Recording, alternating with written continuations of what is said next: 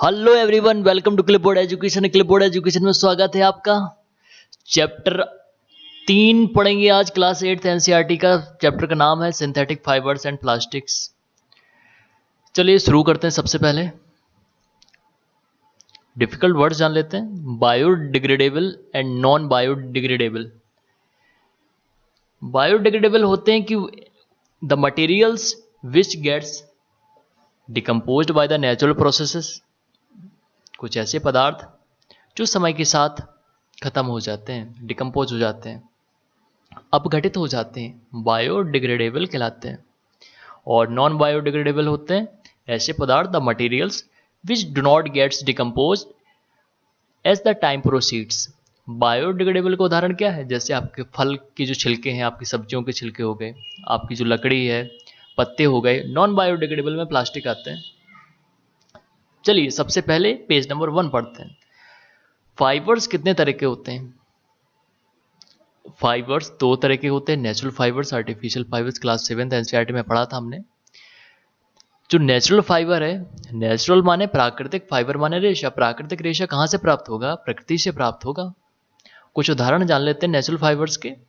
Natural fibres होते हैं जैसे कॉटन हो गया, वूल हो गई, सिल्क हो गया, रेशम, कपास, ऊन, प्लांट्स और एनिमल से प्राप्त होते हैं। और फाइबर का जो दूसरा टाइप है आर्टिफिशियल फाइबर, वो कहाँ से मिलता है हमें? उसको हम सिंथेटिक फाइबर भी कहते हैं।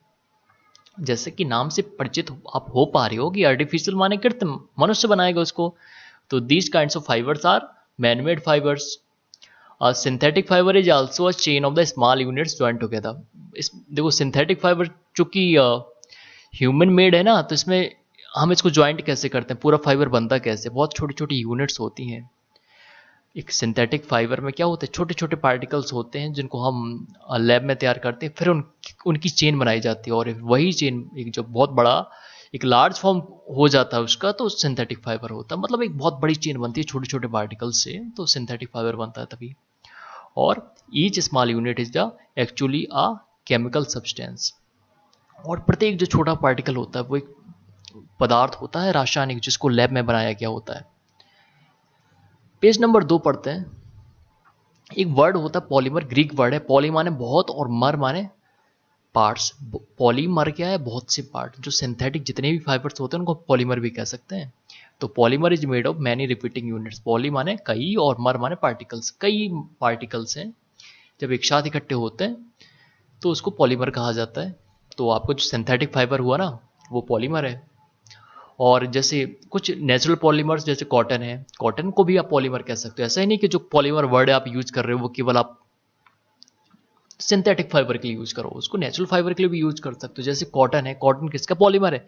सेलुलोज का। सेलुलोज की छोटी छोटी यूनिट्स होती हैं जो मिलकर एक बड़ा सी स्ट्रक्चर बनाती हैं, जिसको हम क्या कहते हैं?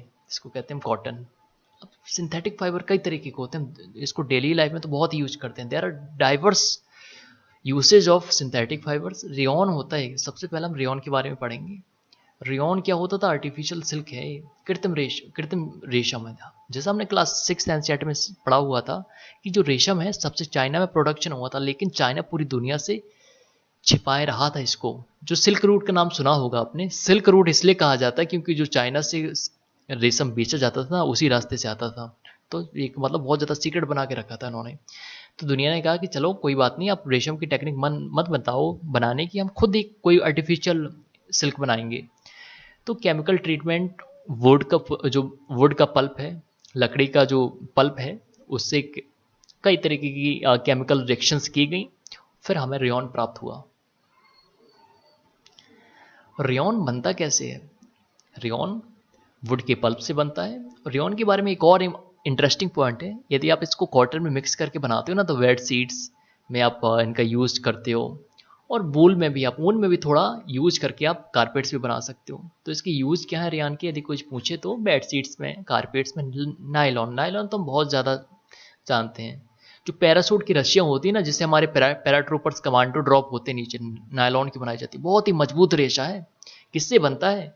कोल, वाटर एंड एयर। देखो कितनी सरप्राइज की बात है यहाँ पे। कोयले से, पानी से और हवा से बनता है नायलॉन।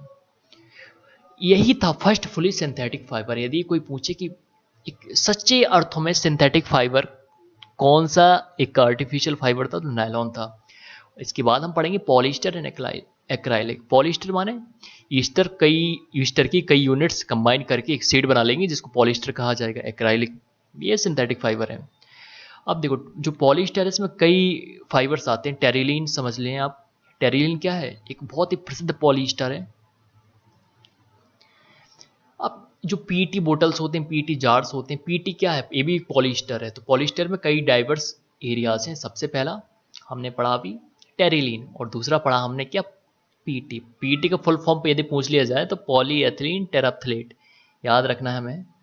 ये जब familiar form of the polyester.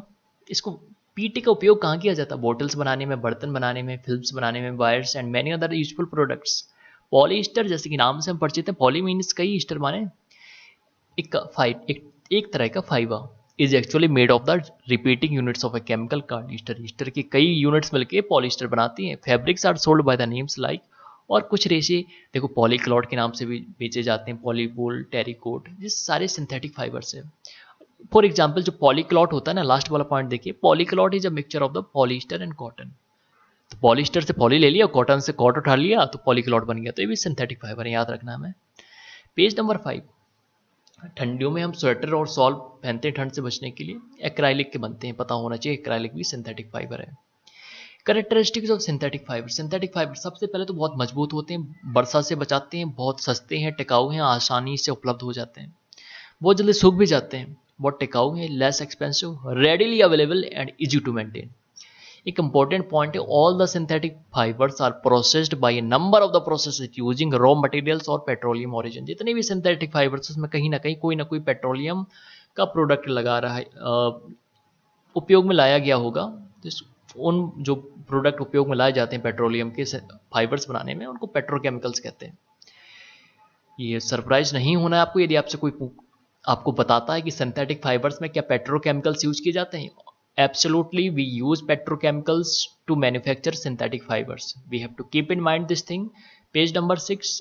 सबसे पहले पॉलीएथिलीन। आप पॉलीथीन पॉलीथीन कहते हैं हम दुकान में जाके, भैया पॉलीथीन में पैक कर दो। प्लास्टिक है एक तरह का synthetic fibre. It is used for making commonly used polythene bags. Polyethylene होता है, पॉलीएथीन, पॉलीथीन कहते हैं हम उसको शॉर्ट में। एक बहुत इंपॉर्टेंट चीज जिसने पूरी वर्ल्ड को। प्लास्टिक होते क्या हैं? प्लास्टिक लार्ज ब्रांचेज और लार्ज चेन्स ऑफ केमिकल्स होती हैं। All plastic do not have the same type of arrangements of unit. सभी तरह के प्लास्टिक एक जैसे नहीं होते। किसी जो प्लास्टिक है उनके एलिमेंट्स में जो कॉम्बिनेशन रहेगा वो लीनियर हो सकता है या क्रॉस लिंक्ड हो सकता है, अरेंजमेंट डिफरेंट होता है। पॉलिश प्लास्टिक्स दो तरह के हो सकते हैं अरेंजमेंट में, एक तो लीनियर अरेंजमेंट हो सकता है और दूसरा क्रॉस लिंक्ड हो सकता है, जैसे आप पिक्चर में देख पा रहे हो। तो प्लास्टिक कैन बी रिसाइकल्ड, हम रिसाइकल कर सकते हैं, रीयूज कर सकते हैं, कलर कर सकते हैं, प्लास्टिक को पिघला सकते हैं, और उनकी सीड्स भी बना सकते हैं और वार्ड्स में भी उनको कन्वर्ट कर सकते हैं। आगे बढ़ते हैं। Page number 7। दो तरह के प्लास्टिक होते हैं, thermoplastic and thermostatic plastic. Thermoplastic जिनको गर्म करने पे हम वो पिघल जाएं और हम आसानी से उनको एक नया रूप दे दें। एग्जाम्पल क्या है? Polythene and PVC. और थर्मोस्टेटिक प्लास्टिक ऐसे plastic which when moulded once can not be softened by heating. जिनको एक बार बना दिया ना आपने, एक बार आपने रूप दे दिया, उनको एक शेप दे दिया, फिर दोबारा आप गर्म करके उनको नहीं दूसरा रूप दे सकते हो। तो these are bakelites and melamine. याद रखना है थर्मोप्लास्टिक के उदाहरण क्या है? Polythene and PVC. And thermosetting के उदाहरण क्या है? Bakelite and melamine. बेकेलाइट में what are the examples of bakelite? What are the uses of bakelite? Electrical switches में बेकेलाइट का प्रयोग स्विचेस में। हैंडल्स ऑफ वेरियस यूटेंसिल्स, बहुत से बर्तनों के हैंडल बनाए जाते हैं। मेलामाइन, मेलामाइन तो क्या होता है? मेलामाइन में आग आसानी से नहीं लगती है। इसको जो भी फायर वर्कर्स होते हैं ना, उनकी जो जैकेट बनाए जाते हैं उसमें मेलामाइन का प्रयोग किया जाता है। Melamine is a versatile material, it resisted fire and can tolerate heat better than other plastic. It is used for making floor tiles, kitchen ware, fabrics which resist fire. बहुत से हम अपनी टाइल्स भी बनाते हैं फर्श की, किचन में बहुत से ऐसे बर्तन हैं जो मेलामाइन से बनाए जाते हैं ताकि आसानी से आग ना लगे। तो मेलामाइन और बेकेलाइट किसके उदाहरण थे? ये थे those were the examples of thermostatic plastic.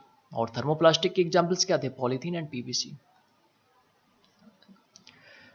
चलिए देखते हैं कुछ पिक्चर्स के माध्यम से कुछ समझने का प्रयास करते हैं। थर्मोस्टेटिक प्लास्टिक एक बार रूप दे दिया दोबारा रूप नहीं दे पाएंगे. Once these type of plastic are given shape, we cannot reform their shape, we cannot melt them. Once these are molded, we cannot make any changes in these type of plastics. लकड़ी के switch हो गए, बर्तन हो गए, एक बर्तनों के जो हैंडल हैं कुकर के वगैरह, और जो प्लेट हो गई, और थर्मोप्लास्टिक में जैसे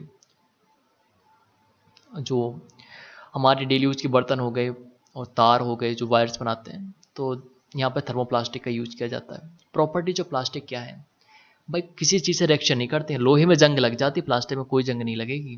प्लास्टिक बहुत हल्का होता है, बहुत मजबूत होता है, बहुत ही टिकाऊ है. प्लास्टिक में बिजली नहीं दौड़ती है, करंट नहीं दौड़ता है. टेफ्लॉन एक तरह का प्लास्टिक होता है. टेफ्लॉन में जो कढ़ाई आपने देखी होंगी ना, वहाँ पे काली काली परत सी, एक लेयर सी चढ़ी होती है, विच do not stick water and oil with it.